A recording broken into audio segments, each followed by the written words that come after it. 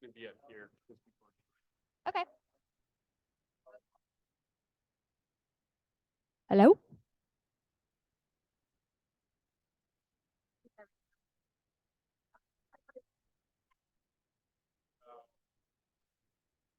Oh, sweet.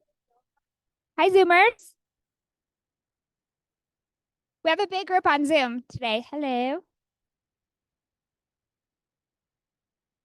You can keep talking. Should we get started? Are we good? Are we good? Yeah. Okay, yeah, good job for being here. I know we have some more people that'll trickle in, but day after a holiday, we usually don't get a big turnout, but definitely we got a good draw happening over here. Let's go through some stuff fast because we want to make sure that we've got click on that. As much all the time with Jared. So tell us first of all, bucket fills. I gotta fill Aaron's bucket. My daughter's dance team, when they have problems with their venue, then we do their stuff here, like lockout dances, or we ended up having to do a recital here. And it was stressful for me. And Aaron like jumps in. We ended up like disconnecting everything and he reconnected it. And we apparently have audio today. So huge shout out to Aaron. P.S. Never disconnect anything. Okay. Don't do that. Amy, I'm sorry. What else? Bucket fills. Who's done something good for you?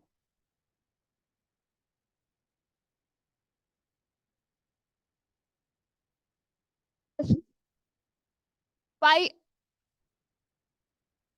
Yeah. You guys, I had the craziest experience last night. I was at Stevie Nicks concert. And this lady literally right next to us either had like a seizure or something happened. She totally like fell down and like she didn't have a pulse. Then we found a faint pulse. They like pulled her out of there. It was insane. She was there by herself. And I was just thinking about like, why was she there by herself for one? And like what happened? And just like there were so many strangers around that were stressed out the rest of the show, like this dang girl. Like humanity is so good, right? That cares about strangers and people and like trying to help her and stuff. And I don't know, but we researched no one died last night, as far as we know. In 1989. But since then, we've been good. But it just made me feel like, hey, if I'm somewhere by myself, people will step in immediately who have skills, who can like know the pulse. I'm just like, oh. And unfortunately, we had really good seats, which means I was running up a lot of concrete steps, like trying to get somebody to help us, but it's wild. Crazy. Sorry, Nick, and then Rebecca. So I was going to say Mike Carmody has been just an awesome broker for us. So really appreciate him. And I like that when he calls me, he starts it with, I don't have a subpoena for you or anything. I just have a quick question. So very helpful. Nice to know what we're getting okay, into. so when there is a subpoena, are you going to say, I do have a subpoena for you? In the case of, it's like, get it out there. Okay, I have a shout out for Robin and Lori. They both helped me so much to find people to show houses for me. I decided to go camping at the last minute, and I frantically called my normal person who shows, but she was out of town. And so I called them, and they were instantly like, Robin sent me like, I don't know, 5 or 6 people. Was like, here's one. And then Lori also hooked me up, and she was like, here's somebody, I'm putting you on a group text. So it was awesome to be able to reach out, get it taken care of so I could leave early and not have to deal with like traffic and also setting up camp in the middle of the night. So, and you had an amazing weekend. And I had an amazing weekend. It was so fun. Yay. So grateful. Okay, good job, y'all. Who else? Anybody else? Okay. I encourage you to look out for good things. We're in a stressful business. Watch out for these positive things happening around us. Okay. Okay, we got some birthdays. Jared, Adriana. Who's had a birthday that's gotten something from us yet? Okay. January, February, March, if you had a birthday, did you get something from us? You did? Okay, so it's real. Remember how, like, if somebody asks you to buy a credit card for us, the answer is always no, okay? We will never ask for money or credit card in that form. Okay. If you get some kind of gift card from us and it happens to be your birthday, that is real. Okay. So happy birthday, Jared, Adriana, Dylan, Tyler, Katie, Josh. Cute. Brett, happy birthday. Carrie?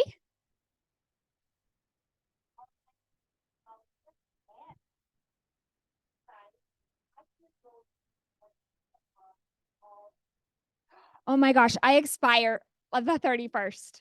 I still have 5 hours. Will you help me? Oh my gosh. Okay. Perfect. Thanks for the reminder. Okay. Okay, so we have a class. Kimber, is she here? Okay. Okay. Okay. So we have this consumer experience as a big poll that we have right now. She's teaching, going through really the KW tools. Tomorrow, it should be a really great class, RSVP.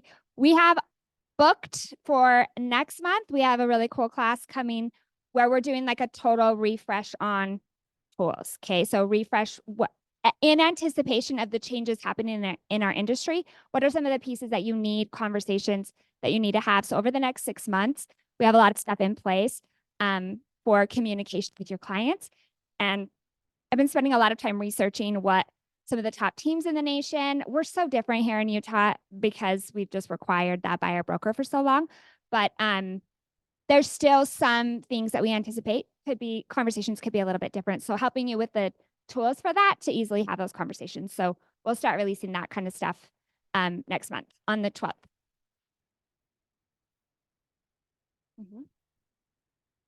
Yeah. The majority of these slides will be in the newsletter if you check your email.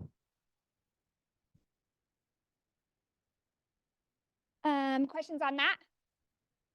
Okay, then looking ahead, we have CE on the 4th. And to be totally honest, if I just went to the classes that we provide, then I would have more than enough CE for the future. So this is on inspections. The next one, we got Robin. Do you want to quickly say something about this? The disc training?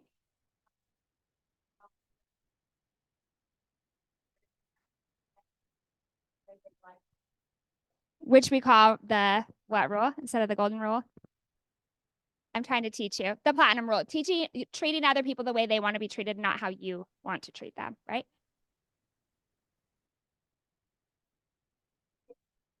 Disco. Uh-oh, actually, I have some, and I have a lot of lights. Okay, let's blow it up. Anything else on this?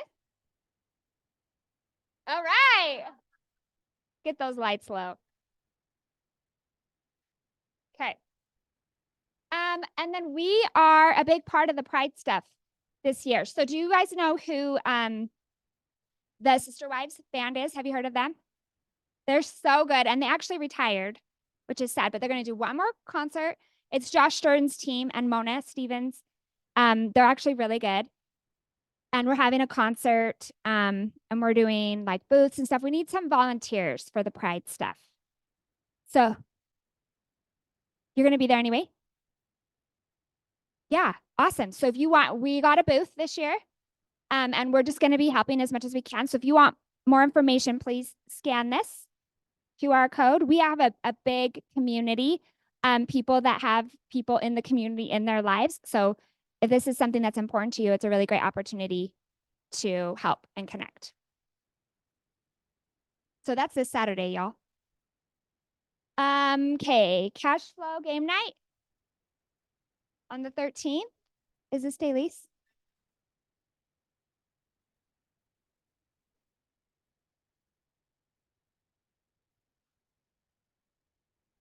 Perfect. Okay, here's the one about the Ginger and the Gents and Sister Wives. Yeah. June 15th is the concert.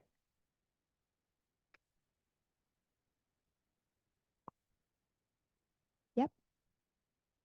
Sorry, I made it confusing. Okay, so Splash Summit. I was told, Daylise, you're gonna say something? Yeah, and the speaker. So there was an email that came out today from Stephanie Farwell. Please look at that. It has more updated information on there. It's coming up.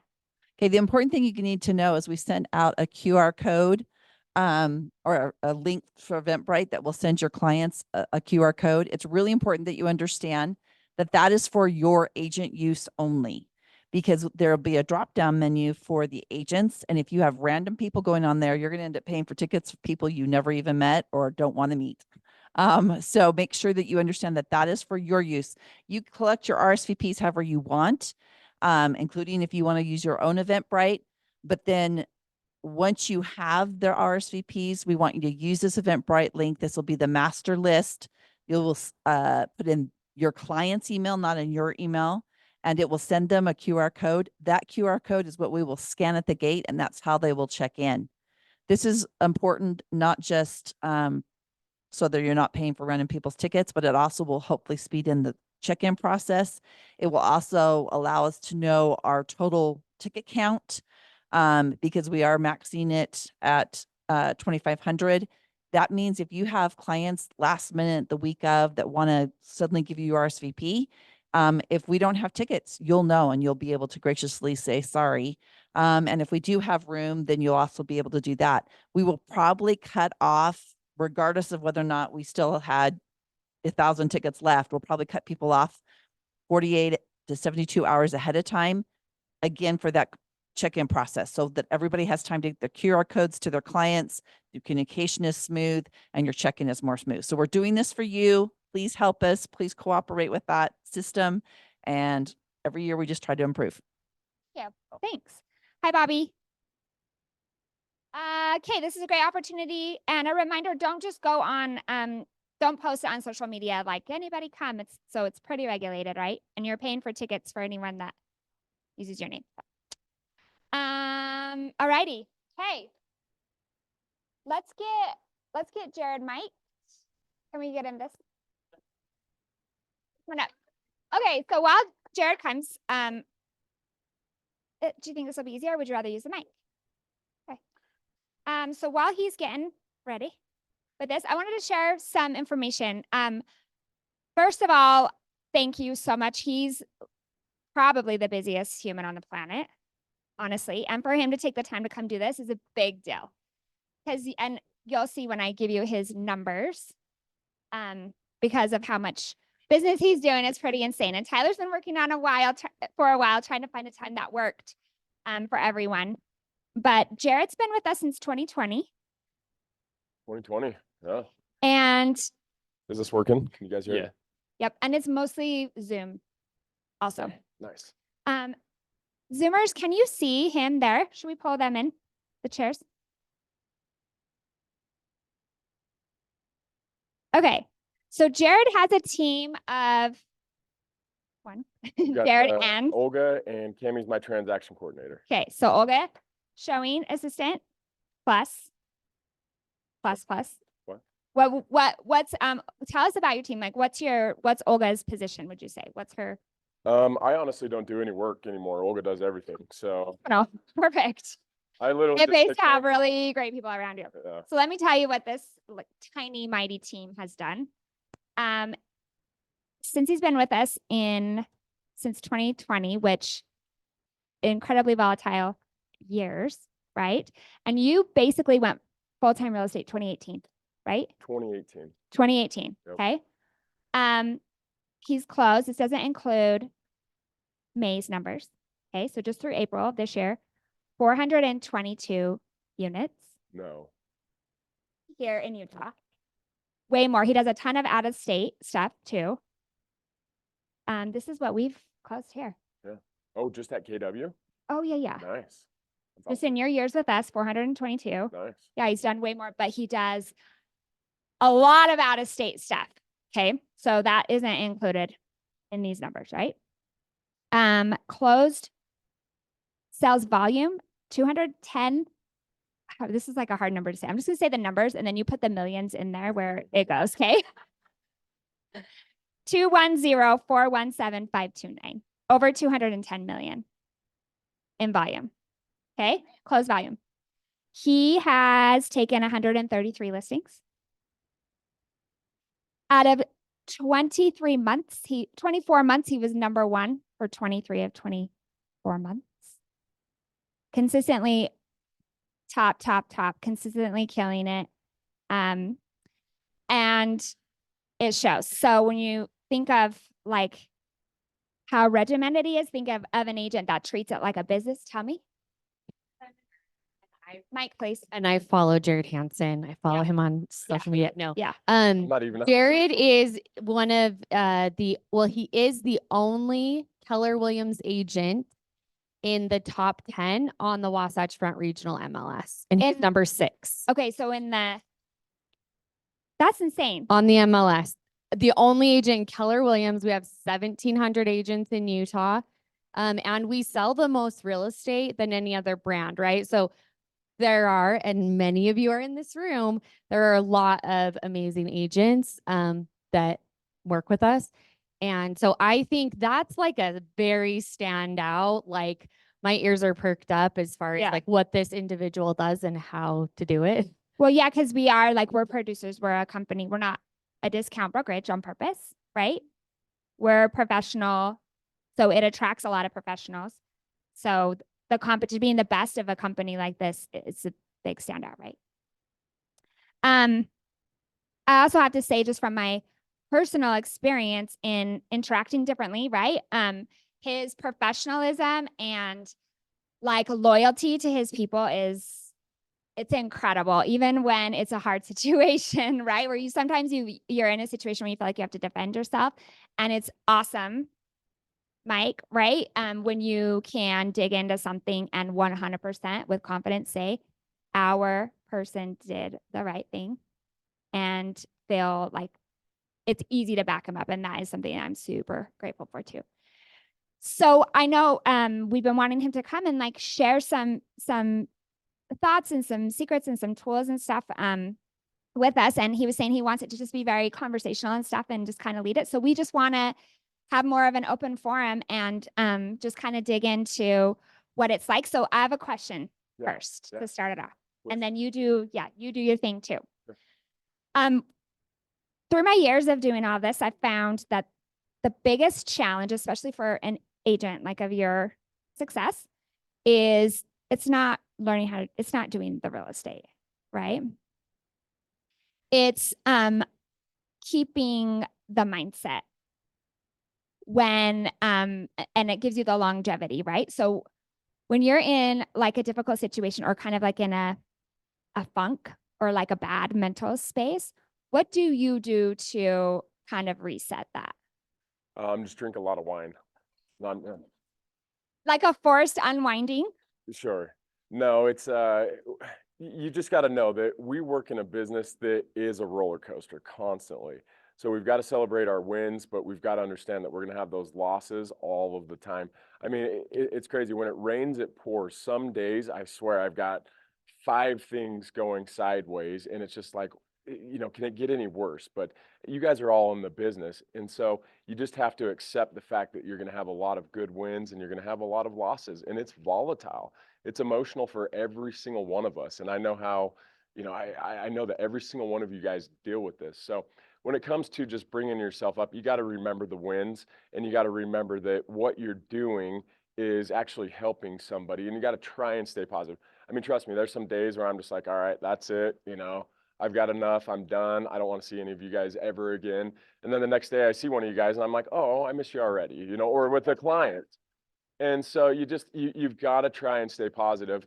There's got to be some balance as well. I mean, I went insane for like 3 years, 4 years, doing 100+ a year, and it's just not sustainable. So this year and kind of a little bit of last year, since the market slowed down a little bit, I've been able to take a little bit of more me time and just kind of decompress and take that in. But take time for yourself. And I'm not the best person to say take time for yourself, but I am trying to now from a decompression standpoint. That's awesome.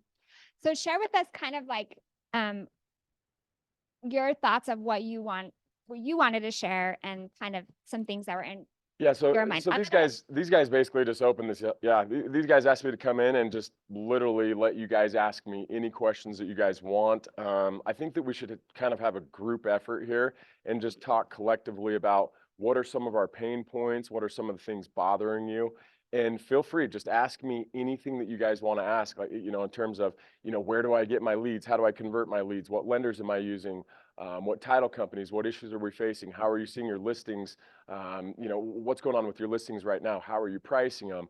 What is your buyer sentiment? I just want to open it up basically to all of you guys and just talk about some of, you know, your pain points or some of your successes. And I know, again, this is unconventional, but I want you guys to help participate in this. So I need your participation. We can do this for as short or as long as you guys want.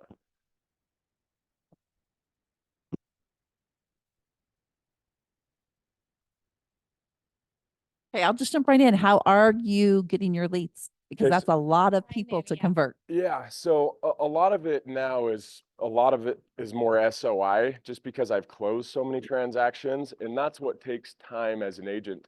But when I first started out in real estate, I mean, my number one go-to was I would actually go to garage sales. I don't know if I've told any of you guys this, because most people that are doing a garage sale might be selling their home. And so I started picking it up that way. And so I think 2018, I did like 13 transactions based off of like family and friends, and then garage sales, no joke. And then I started advertising with like Zillow and Realtor.com, and that, you know, got crazy, but you have to be able to spend some money on those advertising mediums in order to get a return. In fact, on those platforms, the average conversion on those is only 3%. So if you're paying for 100 leads and it costs you $10,000, you should expect to convert about 3 of those. And that's at the average. And it depends on how good you are. And so let's talk about how good are you and how well do you convert those leads? Because if you're converting them at 1%, it's not worth your time. If you can get your conversion up past 1%, it's definitely worth your time. But after you start closing all these transactions, then you've got your, you know, your sphere of influence or your SOI, and then you've got a lot of people coming back to you. So you can ratchet down your advertising. Now, if I go the team approach, I'll crank up my advertising a lot more, but right now I'm content doing 100 deals a year. So I'm kind of not advertising a ton anymore. Would you still do Zillow and Realtor.com? I would, or would you? I would highly encourage it. It just depends on how you guys convert. Let me actually throw this back to the audience. So if you guys, do any of you guys advertise online? Do any paid advertising? Like Facebook or, yeah. So the Sounds like- command stuff is Facebook. Is social stuff. Is that what you mean? So if I understand, nobody in here pays for, okay, Clint does? You're the only one? All right, cool. Well, we'll sit down and I'll give you my entire blueprint. All right. No, so what I found though, so if you guys are talking to a new prospect or a new client potentially, the thing that I do, whether it's a paid lead or a friend of a friend or whatever it is, the first thing I always do on a conversation is I get them to say yes to me 3 times because it's about making them comfortable. If you can literally get somebody to say yes to you 3 times, they don't know that they already trust you. And that's one of the most important things. So say that Jane calls in and says, you know, or they inquired online, hi, is this Jane? Yes. Did you just inquire on realtor.com? Yes. Is this the property address that you were looking for or looking at? Yes. And then all of a sudden they just open up freely to you. So I want you guys to practice that and try that. It's been one of the most beneficial things for like a cold calling standpoint or lead standpoint that I have found. So it's actually been really good. And even with like your sphere and stuff too, I think we even pull back, like we try not to sell our sphere. Yeah. So we pull back on that when it really is like our business. So that applying that, I'm sure you just naturally apply that to the people you're Well, in and then different ways. that goes back to another point is, you know, when it comes to, I mean, we're in a business of really being a professional and helping people. And so what people naturally want from a psychological standpoint is they want you to give them something that they don't have or teach them something that they don't know. It's that simple. If you can accomplish that, then they're loyal to you and then they'll start developing the trust because the real estate name or the realtor name doesn't have a lot of trust behind it, unfortunately. And so we've really got to try and not be salesy, but we've got to be focusing on gaining trust and respect for what we're trying to provide. And so.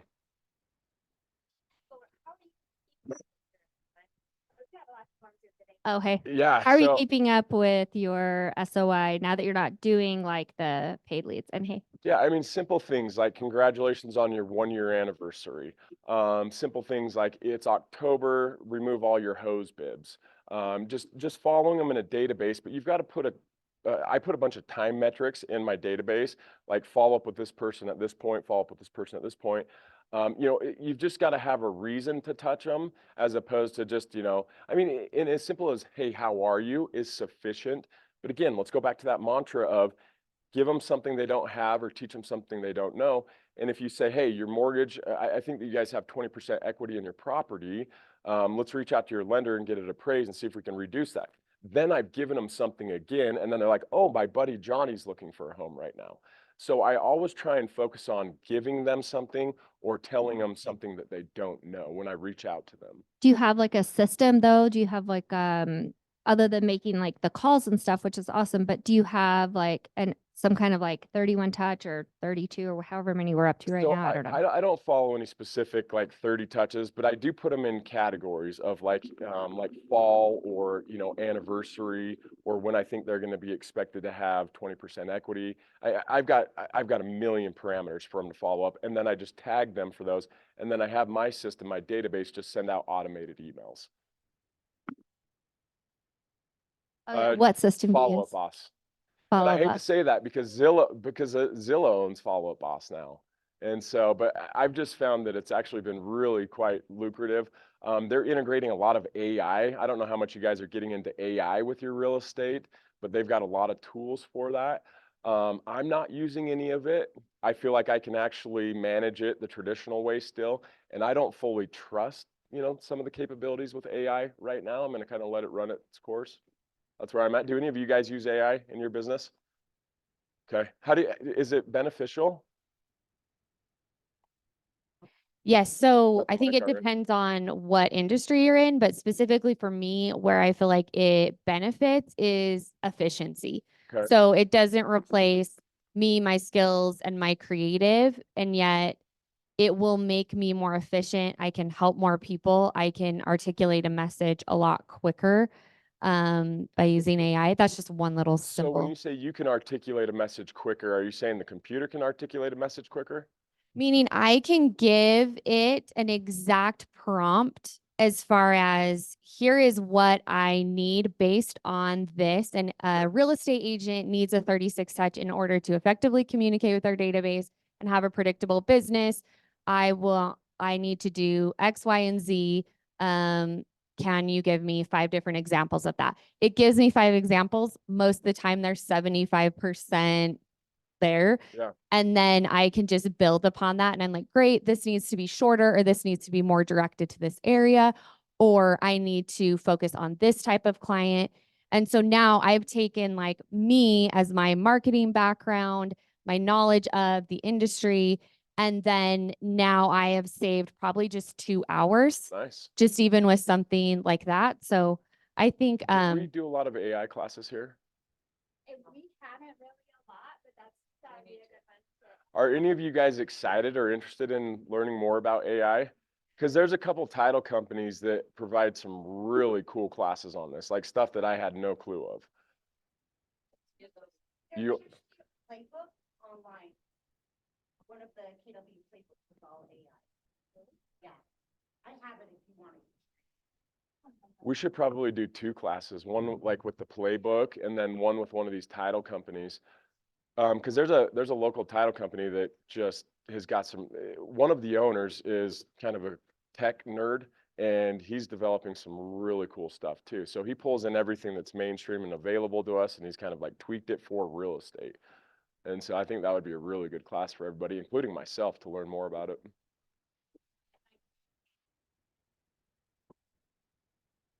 Liz could probably speak better to this, but for example, like the farming tools use AI in them, where they can tell you who's renting. They can, as predictive analytics, where it'll tell you That's the it there. likelihood of somebody to it when somebody's going to move. They can say like this person's likely to move in the next 3 years. This person, these are the hot leads that are most likely to move in this community that you're looking at and stuff like that. So I do know that they So have a lot predictive of. analytics are huge if you guys do cold calling. Do any of you guys do cold calling by raise of hands, just so I can learn what the Or audience circle does? prospecting, like around a listing or 2, 3, a 4. buyer.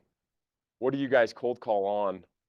Like expired listings, canceled? Like let's make this a group effort. I want everybody to learn from each other, and I'll just try and fill in wherever I can. I mean, we got a lot of really smart agents in here. Okay. Okay, so on your listings, you call the neighbors and you say, here's what I do and here's how I present this and here. Okay, awesome. I mean, it's a great way to get yourself out there. Yeah, no, it is. And again, when I was talking about give somebody something they don't have or teach them something they don't know, I mean, if you can get that authority position with somebody that's looking for your help, again, it's all about trust, because you don't need them calling their friends and being like, what did you do on your transaction? Who did you use? Because that's when it starts getting dirty, and then you don't have a job anymore because they've got 10 friends that are recommending somebody else. So you've got to prove your worth so quickly. And if you can do that, then you don't have to worry about that. And that's the one thing I find the most success with, is I just am always trying to give as much worth as possible, and they can see that I truly mean it too. What about some other cold calling methods? I don't do it, no. I would say that we got a lot of SOIers in here. Yeah. This is probably the Okay.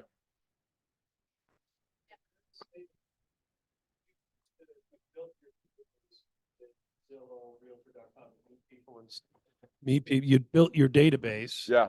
by cold calling or just, calling on these leads, and now you have an SOI. Not cold that is calling your, because it's coming in, so it's Yeah. not a cold call, but go ahead. but you just built it that way. Now sure. most So, of your yeah, I business mean, is look at coming this. SOI. Yeah. So if you look at my numbers, 2013, I sold 13 homes. I think it was. I don't even remember. It was either 11 or 13. 2000. It was the end of 2018. I started advertising online, and I think in 2019 I did like 67 deals. So if you can convert those leads, I mean, you're going to get a 10x, 15x. I think I'm at like 17x on these things. 15, easy. I don't have, and I've said this to you guys before, I'm not married and I don't have kids, so it makes it a lot easier.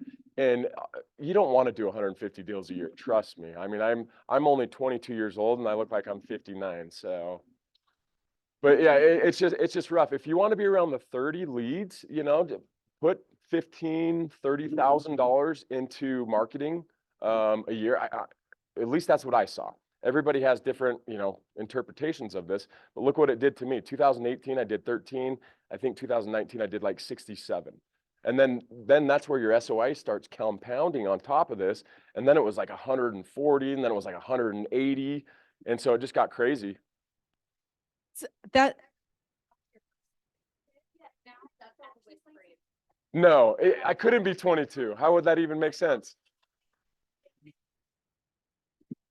No, I'm over 40. Just got a question in the back. Hold on. Can you walk through the anatomy of that, of how those leads work? I mean, you pay Zillow. I seriously don't know. I've only gotten paid leads through another source, Yeah. and I've never had to do it. So what's the anatomy of, you pay for it, and then how hot do those things come in? It depends. And that's one of the most frustrating things about buying online leads is you can get 15 of them in a row that say, I've got a real estate agent. I just want you to show me the house. And it's just like, oh, okay, yeah, like, you don't realize that every single one of these costs me money, and so it can get frustrating. But what I would do is I'd reach out to realtor.com or Zillow, and usually you buy them by zip code is how they do it, unless you want to like be a targeted listing agent or some kind of listing side. But when it comes to the buy side, you just pay for zip codes traditionally. I did buy. I represent more buyers. I think I'm like 66 buyers, Yeah. I looked 33, it, 66. Yeah. Mhm. So, that's why I'm going crazy. Is that still buyers take a lot? Are you still focusing? So when you're thinking about like your business plan going, the next year, 18 months, 2 years, what is your focus? Are you focusing on buyers, still continuing to So have that be number one, or are you focusing shifting more to the it's seller? going to depend, because I've got 6 years under my belt. And so a lot of my clients are now listing, and, so that dynamic's going to change. And then I've ratcheted down my online advertising because I just really can't handle a lot more. And I would encourage you guys to try it, if you haven't, some of that online advertising. But it's going to depend. It's just going to be the dynamic of all the ones that are closed because a lot of people are starting to sell their properties again. In your build years of Yeah. when you were paying for advertising, what did your monthly spend look like to produce that much business? When I first started, I think I was like 4,000 or 5,000 a month on those. But if you think about it, if you're converting, let's say that you get 100 leads for $10,000 and you're converting 3 of those, just do the math. I mean, the average transaction is what, $12,000? If you're keeping with the national conversion rate, that's $36,000. I mean, that's a 3.6x on your money. So, I would encourage it, but again, it comes back to knowing your job and being able to convert these guys that call in or have, any questions that are online leads, because they're a pain in the ass. I'll tell you what, sometimes. I mean, they really are. It's just like the roller coaster that we were talking about in the beginning is you've got to understand some of them are good, some of them are bad. Sometimes you're like, you'll get a cash buyer that says, hey, I just want to go see this house. I want to put in an offer today. And it's like, I'll see you there in 5 minutes, like, let's get this done. And so it's just give and take.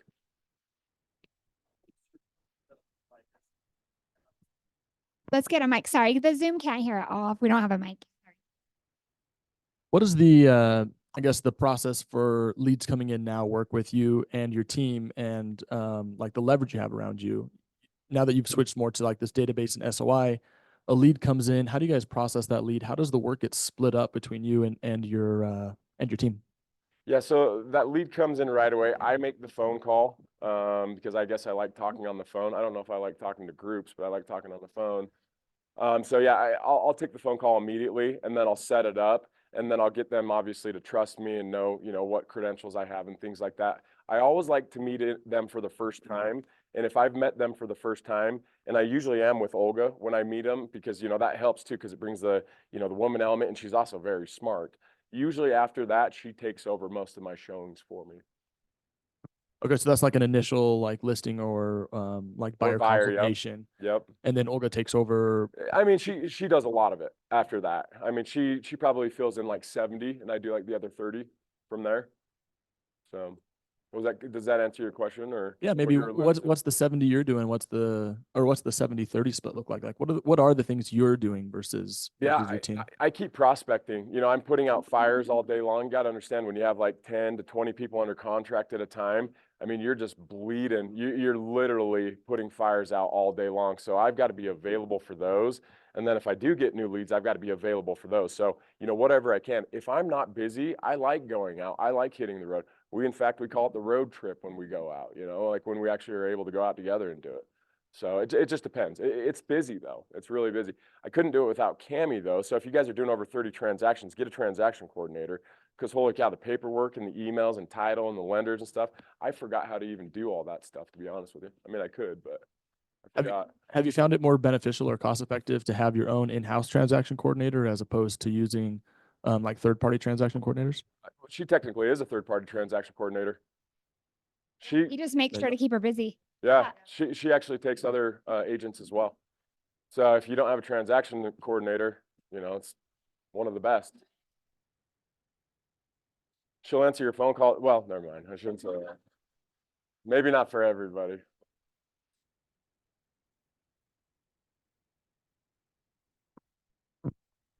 But just keep in mind, when you guys are advertising, there's a lot of companies out there too that promise you this and that. And I know that we all get inundated with text messages from companies saying, hey, do you want a 20% referral split? Do you guys get those text messages? Dude, that is so obnoxious. Be careful of those. I mean, I would just use some of the proven sources.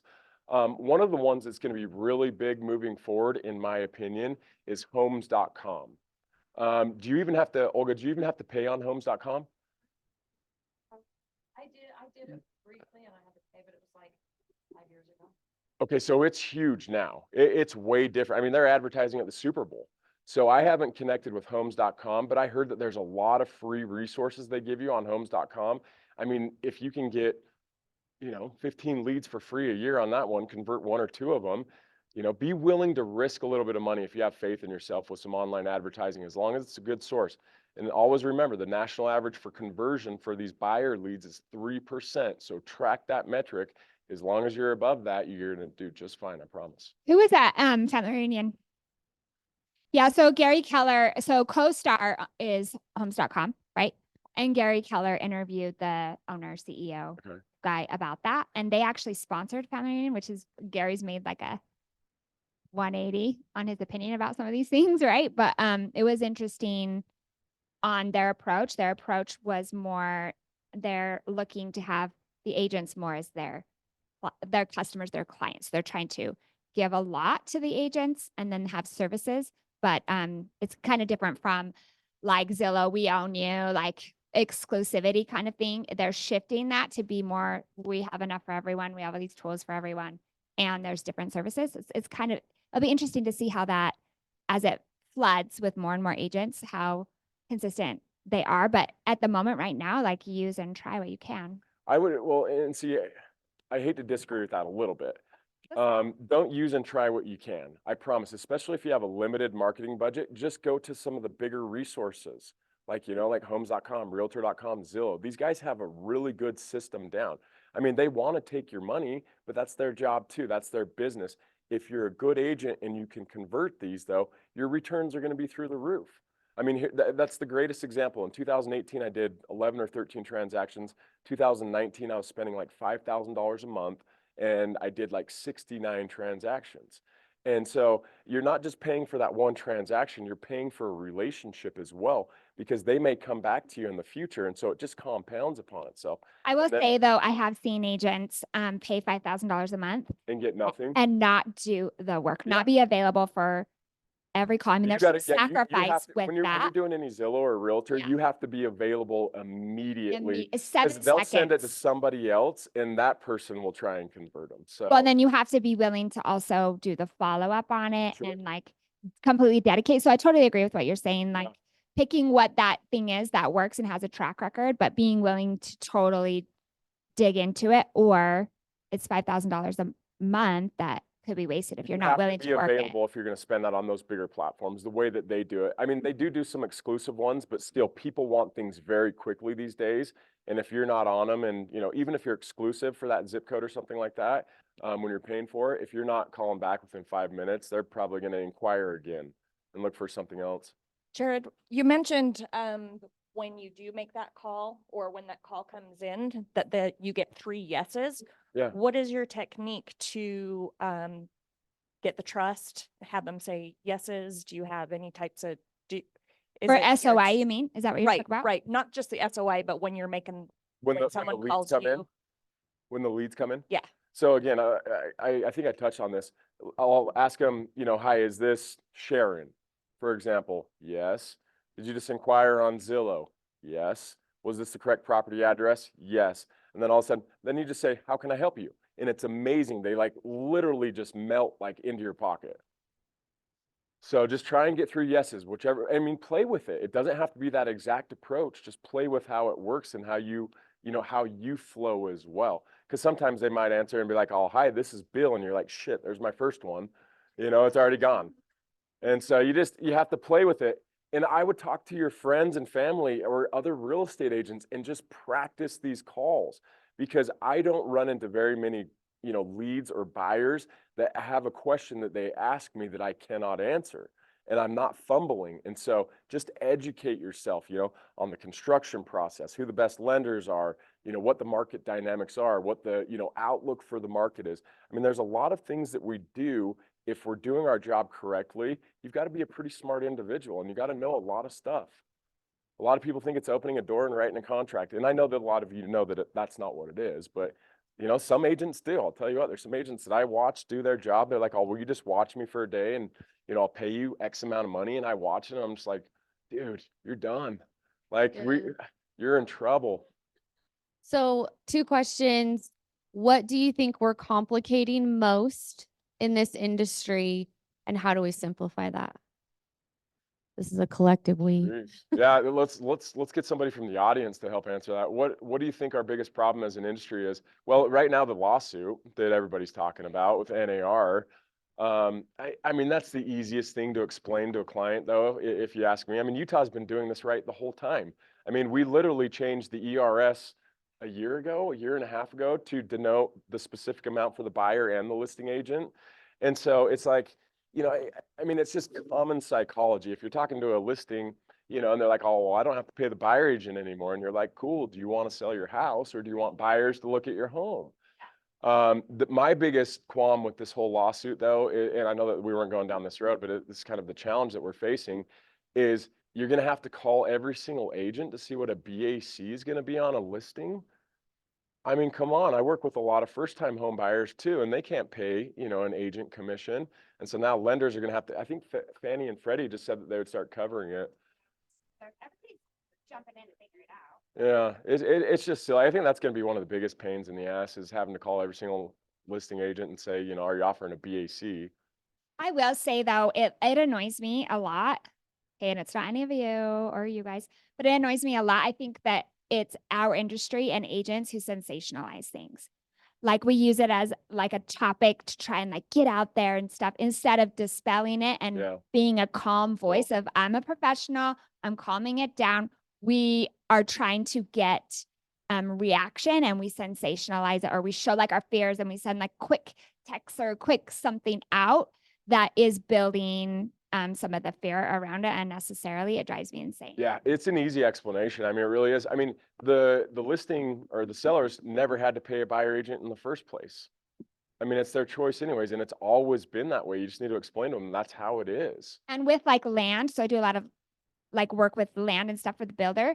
It's never in there, right? Like it's a part, when you find the property, it's all a part of the thing as you're talking about the, Land and your, commercial. yeah, especially. you're, Yeah. it's just, so we're going to shift, but we'll Yeah. figure it out. Mike needs a mic. Mike, the mic. Oh, I was gonna say one thing about the that question was so good, Kimber. And I think it depends where you're in business. If you're new, the complication might be overthinking, hearing what you're saying and what other agents say and not Yeah. knowing what to do. Just go to freaking yard sales. That's free. Yeah. If you need something to do. Yeah. Or just For be example, creative. Yeah. you know what I mean? Do something. So if you're new, and then I'm pretty busy and I'm like, oh man, I need to leverage more stuff. So I find if I hold on to the amount of stuff I'm doing, because I think no one can do it like me, I'm overcomplicating my life every day Yeah. by doing too much and not letting go. And that was a good question someone asked and then the other complication, I think another one is not knowing the forms and not knowing, like I've worked with other agents, super subpar, who didn't know, oh, there's a form when you have to sell your house. Well, duh, you know, the buyer, you're making an offer and they don't send it. We have a house to sell. Well, where's the form? What form? That drives me crazy. So it's like, we've got to take a time out to learn the forms. For sure. There are classes, but you can also read them. They're available to everybody. But like you said, you've got to we have to educate ourselves. The complication is not knowing stuff, and we mess up deals, or we do something dumb, or you know what I mean? Our people can't trust us if we don't know our stuff, and that just takes time. Well, and Mike has a huge focus and emphasis on this, and the stuff that he's building and is really just that masterclass. You go. Well, can I just interject real quick to this? So do you guys do a first-time home buyer class here at all, training? Or I'm sorry, not a first-time home buyer, like new agent class? Okay, a lot of them? Yeah. Okay. Yeah, I see that with the forms too out there, Robin. Yeah, and be creative. Like when I started in 2018, when I went to yard sales, what I did is I sat down and I said, what is the one thing that, you know, another agent hasn't told me to go do? And nobody told me to go to yard sales. And I'm just like, okay, let's go to yard sales. Like, that's cool. And I actually got 3 buyers out of yard sales. Well, sellers, then buyers. And so just think outside of the box, and then just understand that real estate involves, you know, like the construction of a house, you know, educating on what the value of that house is. And then there's obviously, you know, the client desires of the property, and then the lenders and things like that. Just make sure that you understand that whole gamut. Sorry. Oh, that's good. All right, Jared. So maybe you don't want to answer this question, I'm but sure I don't. you're but representing a okay. buyer. You're representing a buyer, and you know you're going up against a couple. You're probably going to have multiple offers. What are your suggestions? What are you using to win the offer? Yeah. So we've all got the non-refundable earnest money. So he's talking about a multiple offer situation. Let's say they have 10 offers. Price is going to be one of the biggest things, right, on any of those offers. But you know, you can go to let's say it's listed at $500,000 and you offer them $1 million. That doesn't mean anything because they're not going to be able to cover the appraisal gap, things like that. So cash over appraisal if possible. Just quick deadlines. If you don't have a very qualified buyer, just do your due diligence and get your finance and appraisal done super fast. And it's really attractive. So you've got earnest money, price, finance, appraisal deadlines, over appraisal, and then how quick you can do the inspection. And you've got to be a communicative agent. Pick up your phone and call them. If there's multiple offers, talk to them 3 times, 4 times. Don't send them one text and hope they respond, or don't just send over an offer without calling them. This is about communication. Call the agent. I win more multiple offers than most people I know because I call the agent and I talk to them. That is gold. You also know your client so well that you know What their capable of. pain points and what their needs are, and then discovering, okay, what's their pain points and their needs, and being able to negotiate in Yep. that way. Yep. Well, I'll get this after Shelley. I wanted to second that because I just won a multiple offer and I don't know the other agent. It's not even in an area I typically work in. And he goes, he was talking actually to the lender. The lender called him and he talked to the lender, and it's a new lender. The lender gave me the client actually. And he told the lender, man, Robin's the only agent who called me. Seriously. I get that Yeah. all of the And then time. my cover letter is super detailed. Yeah. Here's everything about Yeah. our offer. This is the only offer we're making. I work 6 days a week. My assistant's full time. You can always reach us. You can still text me on my day off, you know. And people don't send that. I get offers with Totally. nothing, no cover letter. I'm All like, the time. so it's obvious. And thank It's easy to be up at the top Yeah. as a communicator when you know that most people aren't doing that. Well, most people think that, you know, like this is all easy for me. I'm still grinding away. I'm still Mhm. making these phone calls. I'm still doing everything that I have to do to, you know, win these things.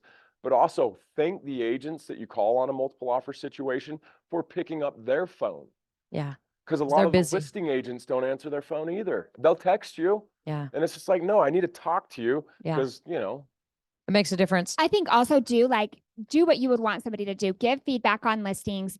Do follow up, answer your phone, be that, because you never know when it's going to turn, right? And they'll remember, oh, I loved working with that agent. totally. That's I a big appreciate one. they always gave Yeah. me good feedback. Yeah. They're always helpful. They were Yeah. easy to work Yeah. with. It always comes around. It's huge. Sometimes I think that by being nasty, agents feel like they're representing their clients well, instead of seeing the other side as a member of the team. You Totally. can still have fiduciary and be workable and kind. That's one of the best things that anybody can say is try your best to make a transaction a win-win for both the buyer and seller. Mhm. Not only does it help both parties involved, it actually makes the real estate agent name look better as well. And our name looks like shit sometimes. This is a question from Becky Nay, and then I'll pass this on. She said the chat was closed. So she wanted to know, Jared, when you go to an open house, when you go to a yard sale, what question do you ask? How do you jump right in? I'm a realtor, or you just say, hey, well, yeah, cool. Where are you going? What are you doing? The first thing I would do is I would buy something. There you go. There you go. Because then I just gave them something, True. right? And so then they automatically like me and they're willing to talk to me. I mean, just think about it. Just think about doing stuff The like give that. and take all the time. Totally. Give stuff to people. I love that you put relationships first. Yes, totally. You have to. If you want to do a lot of deals, you have to. My question is, do you go to all of your inspections, I try to go to every- photos, every closing, all of that? I try to go to every single inspection and every single closing. Okay, I don't go to the photos. okay. And then as far as If it's, you know, some listings I do. We'll just put it that way. do you have a standard closing gift? Do you do it personal for See, your that's client? that's a hard one. That switches up so much. I've got a room in my basement dedicated to closing gifts, and that thing is so full of like pots and pans and Ring doorbells. I find the clients actually love Ring doorbells. It's like one of the favorite things that they like, and I encourage them to get one. Yeah. You know, I try and get to know them a little bit. Maybe I'll ask husband, maybe I'll ask wife and see like what they want. But I think a good closing gift that has meaning is very valuable, and it's not something I spend enough time on, to be honest. I'll call myself out on that. I think closing gifts can be huge It's another way to create and solidify that relationship, especially if it's an intimate one where it's something that they need, as opposed to, you know, like, here's some pots and pans. If they need pots and pans, awesome. Yeah. Let's do the question and then let's get some final thoughts. And I guess just following up on that is like, do you do referral gifts? How do you work that? And then my other side was just education. Like, what are you doing for education? So when it comes to referral gifts, that's just the case. That doesn't happen a ton. Like, I mean, it does, but I'll usually take them to dinner, you know, and I'll take them to a nice dinner or something like that. So they want to keep doing it. Like, I'll take them to like Ruth's Chris or something like that.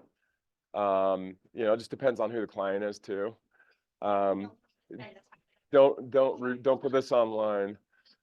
And then what was your second question on that?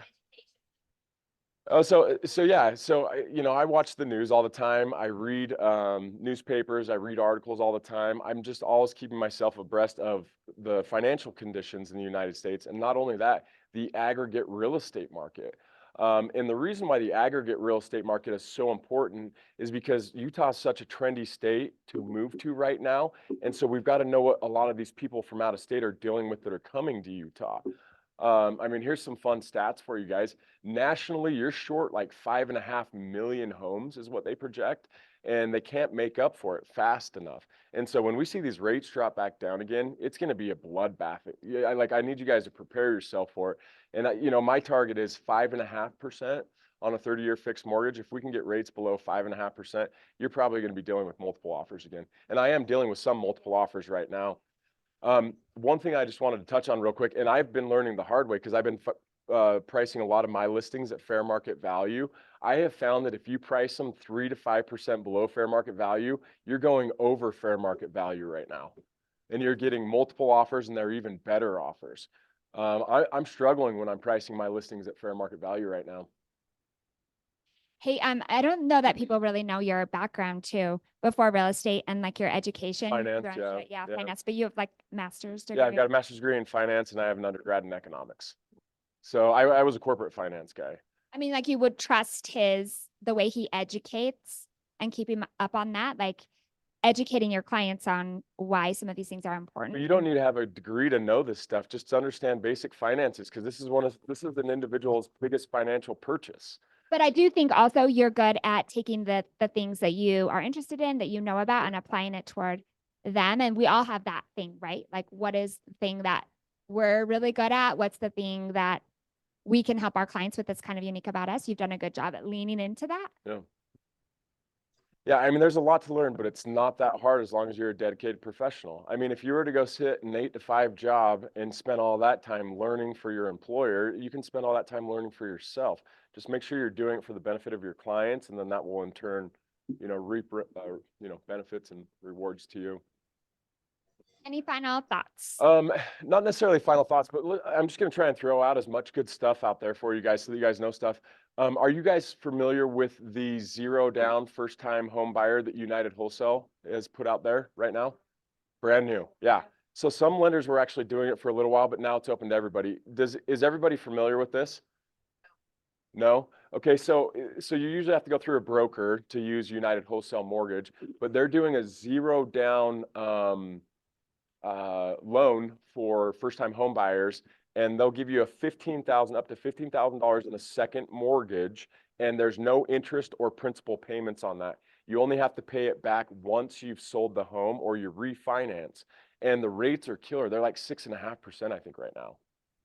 And so they're amazing. And you don't even have to be a first-time home buyer to utilize this either. You can actually use it, but you have to be below 80% of the median income. Doesn't the first time home buyer thing kind of reset if it's been a certain number of years? Some of them allow for it 3 to be a years. grant. Yeah. Yeah. Because I feel like that's an untapped Oh, just over in the gen- last, in yeah, general, totally. because Yeah. like it's been kind of chaotic over the last 4 years in some ways, that I think there's people that didn't want to be involved in that maybe had owned a home before, Yeah. that don't know that they can come in and take advantage of some of these things as a first time. And keep in mind, if somebody is on the loan that's a first time and the other one's not a first time home buyer, it still qualifies for a first time home buyer. So that's a big one because the rates are so low on that one where you're not paying any principal or interest on your down payment, essentially, your second mortgage. It's really beneficial. Hey, Emily and Jared, we got about 5 minutes left on the recording. I just wanted to ask anyone on Zoom, if you have any questions, please go ahead and unmute and yes, ask your question. So. Is that Barry? But yeah, I mean, and I think we should keep this conversation open. Feel free to reach out to me. Tell me what your pain points are. I mean, I'm looking out here too, and there's some amazing agents that I'm looking at. I mean, some of you guys are really good agents. So just let me know what your pain points are. I'll let you know what mine are. Let's just talk it through and, you know, find solutions. I mean, I know that you guys always find solutions anyways, but if I can help in any way, I'd be more than happy. If you're a newer agent, you need some direction on some advertising or anything like that, I'll do whatever I can to help you guys.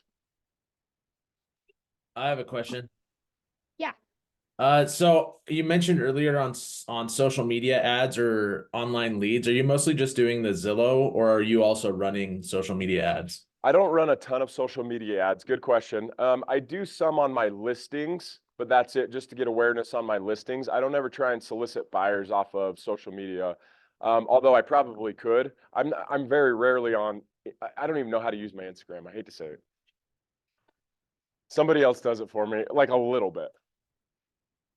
Okay, I had a follow-up question when you were talking about the leads. This is a conversation I have with my coach on a regular basis, and that is, how do you make sure that you are present? If you are going to your own closings, you are going to your own inspections, how are you jumping on those calls? You can't be in two places at once. That's a great question. And so this is all stuff that we need to think through with our business. I have a specific ringtone when I get a lead, and it is the most obnoxious sound you've ever heard in your entire life. And so I know that I've got to grab it. And so if I'm in a closing, I'll walk out, you know, or something like that, because I've always got Olga with me, you know, and my clients love her more than me.